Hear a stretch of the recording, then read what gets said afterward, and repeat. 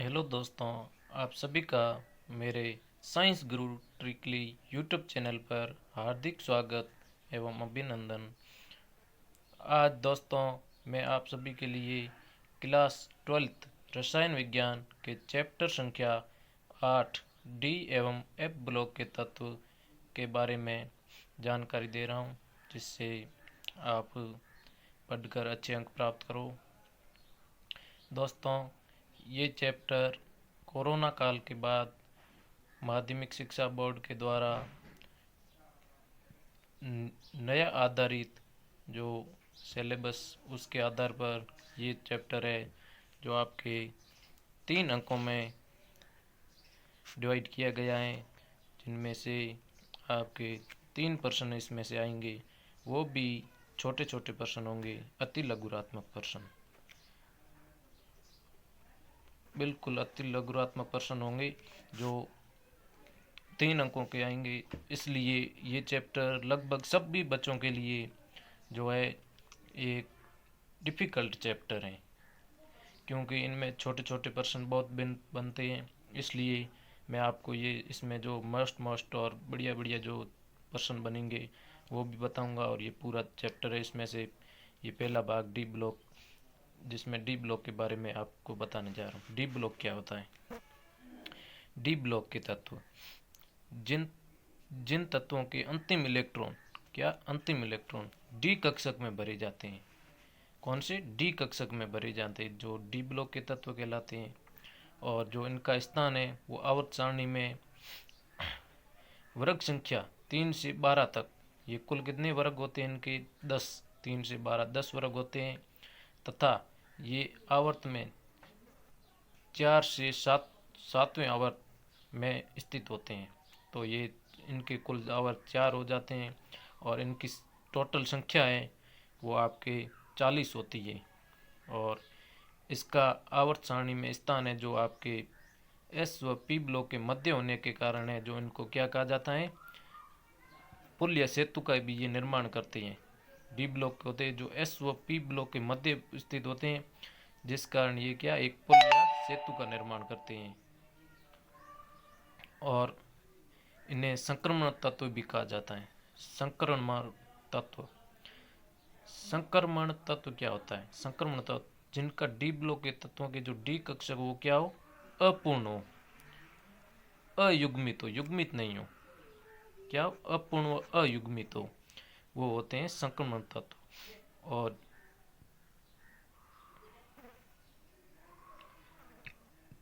और जो इनमें से पूर्ण पूरी डी कक्षक होते हैं, जिनको क्या आपके संक्रमण तत्व नहीं माना जाता है। इनमें से आपको ये तो एक चीज़ पता है कि केमिस्ट्री जो अपवादों से भरी होती हैं, इसलिए इनमें भी अपवाद पाया जाता है। डी ब्लॉक के तत्वों में Zn, Cd व Hg, ये 3 तत्व हैं जो अपवाद स्वरूप होते हैं। इनको ये आप इनसे एक प्रश्न जरूर पूछेगा, क्योंकि डी ब्लॉक के वो कौन कौन से तत्व हैं जिनको मतलब डी ब्लॉक के तत्व होते हुए भी वो संक्रमण तत्व नहीं होते हैं।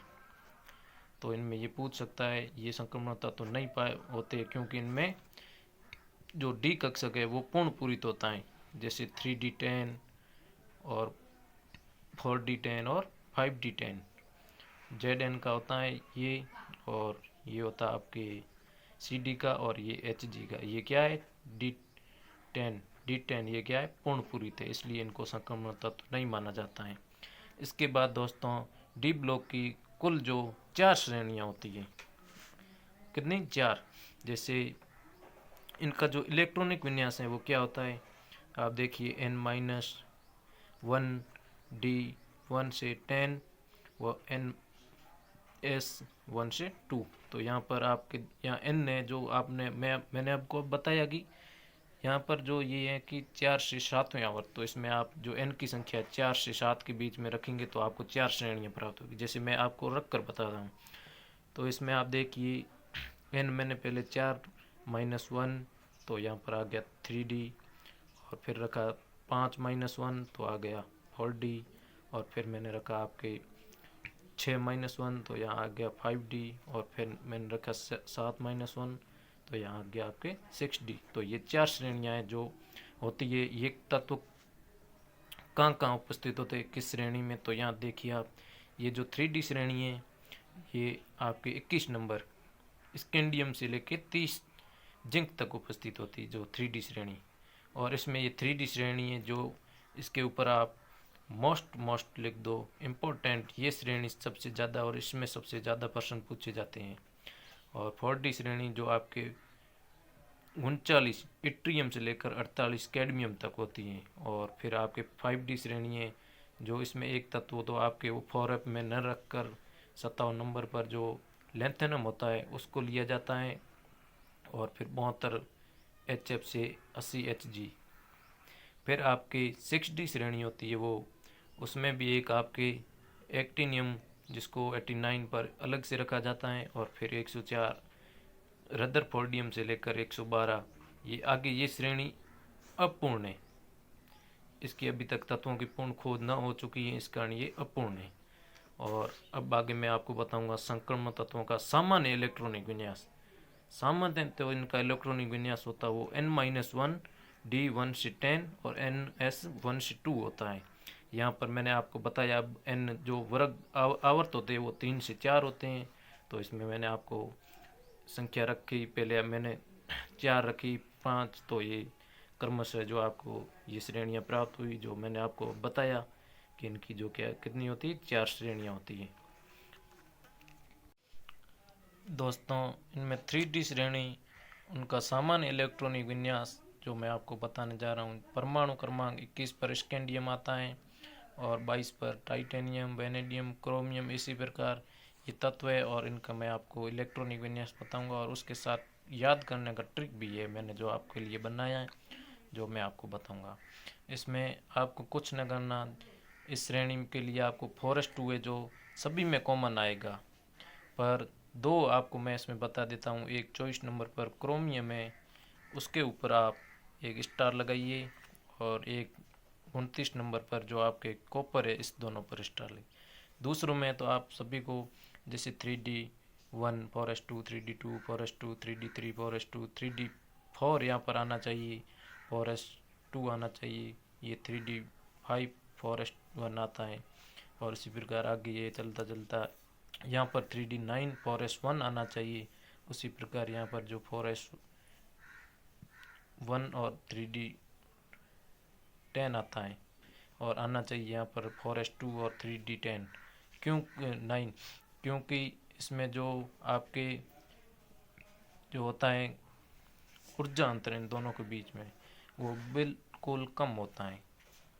और इसी प्रकार ये इनको याद करने का ट्रिक भी है, जैसे SC स्कैंडियम को हम साइंस और टीचर विनीता कुमारी मैडम फिर कॉल नहीं छूटेगा जनाब, इसके आधार पर आप इनको एक ट्रिक के हिसाब से भी याद कर सकते हो, जो कि आप ज़िंदगी भर ना भूल पाओगे। इसके बाद एक इम्पोर्टेंट लगाइए, ये 24 नंबर पर क्रोमियम है जो 3D4 और फॉरेस्ट 2 के स्थान पर जो क्या 3D5 फॉरेस्ट 1 क्यों आता है।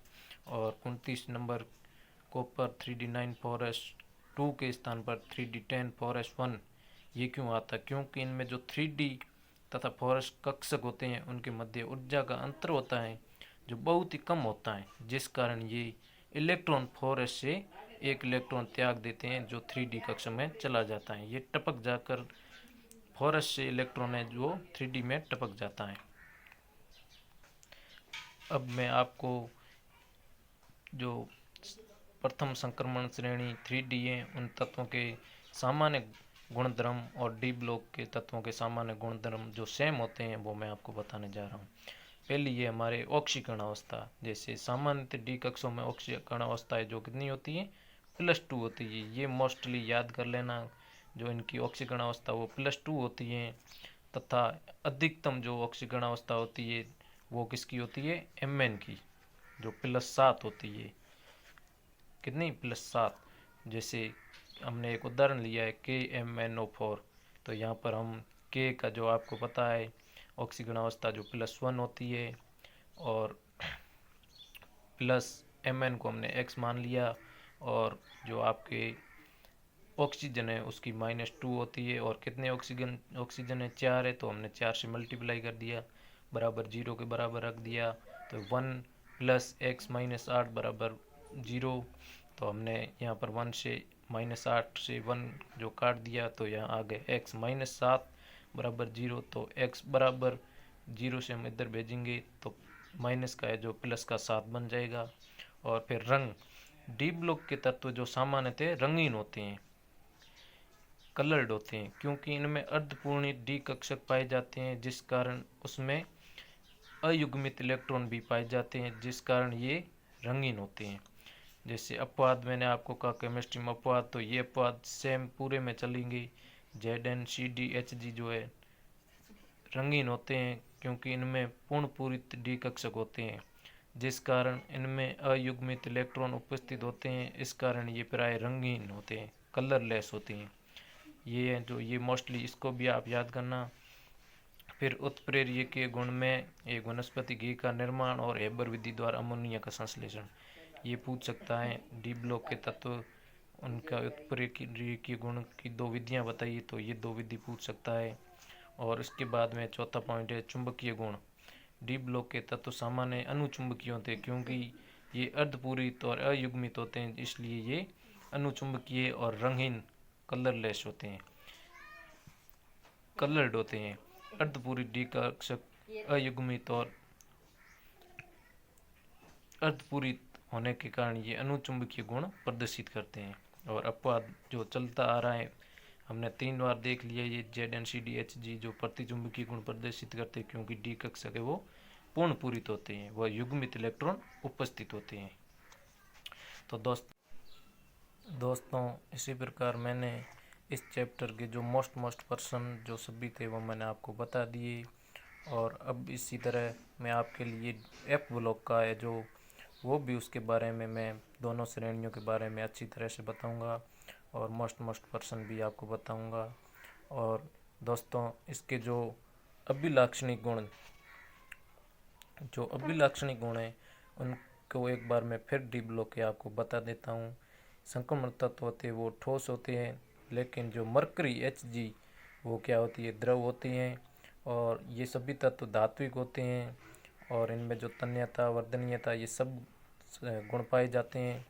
और इन तत्वों में जो आवर्त सारणी के जो क्षैतिज होती है उनमें समानता अधिक होती है, तो संक्रमण श्रेणी के तत्वों के गुणों में समानता होती है। ये तत्व एक से अधिक ऑक्सीकरण अवस्थाएं दर्शाते, मैंने आपको बताया Mn जो +2 से Mn+7 तक दर्शाते हैं। ये उत्प्रेरकीय गुण भी प्रदर्शित करते, और ये संकुल यौगिक भी बनाते। ये प्राय रंगीन होते हैं, अनुचुंबकीय गुण दर्शाते हैं, और इनमें अंतराकोशिक यौगिक भी पाए जाते हैं।